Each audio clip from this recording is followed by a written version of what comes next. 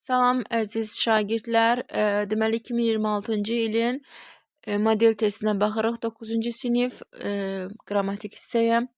Sualımız başlayır 13-dən. 13-də bizə lazımdır. Sual sırasını seçirik.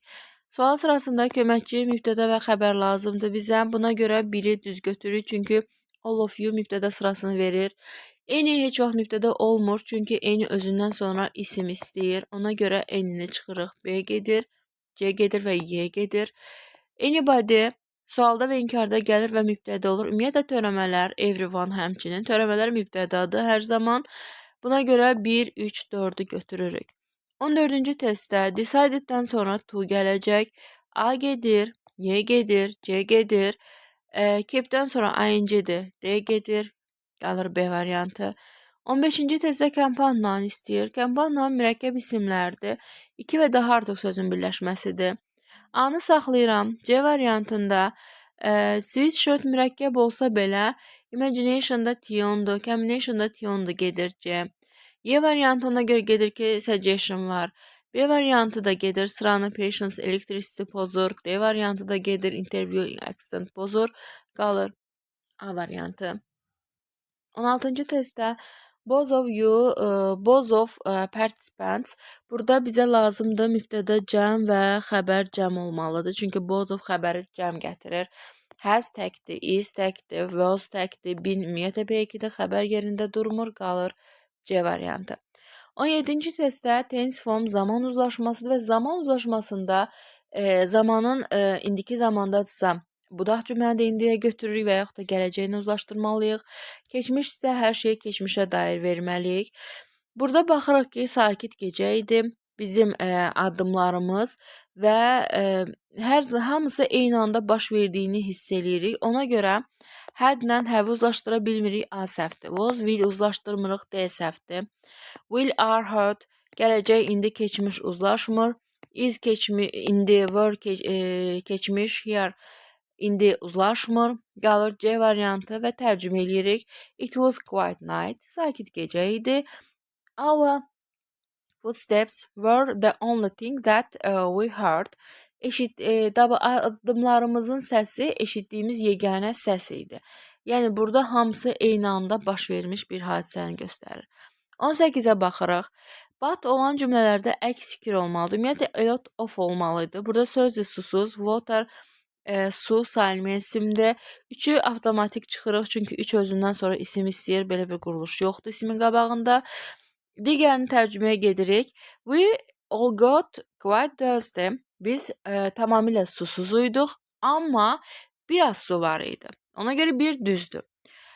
Biz susuzuyduq, amma çox su var idi. Biz susuzuyduq, amma not much. 4 tərcüməyə görə 1-4. Passive voice məhcul növ. Məhcul növ birinci zamana baxırıq. Will senddir. Will sendin məhculu düzələcək.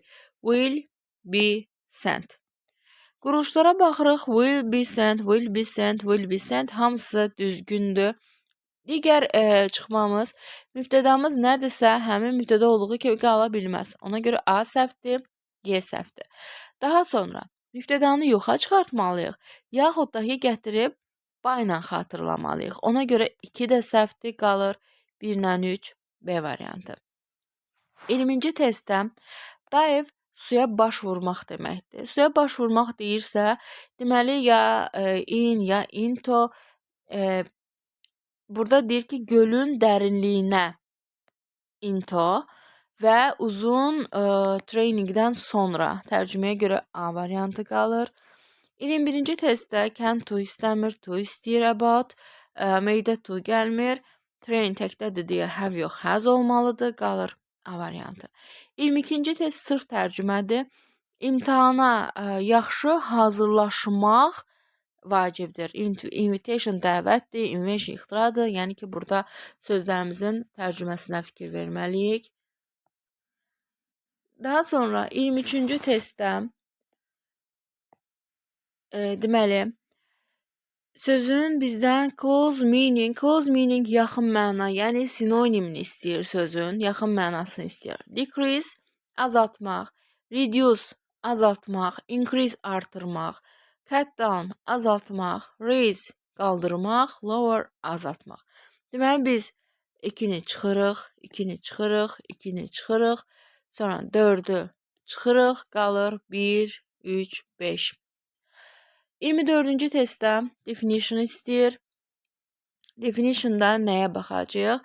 Put of something of, provide və cope with sözləridir.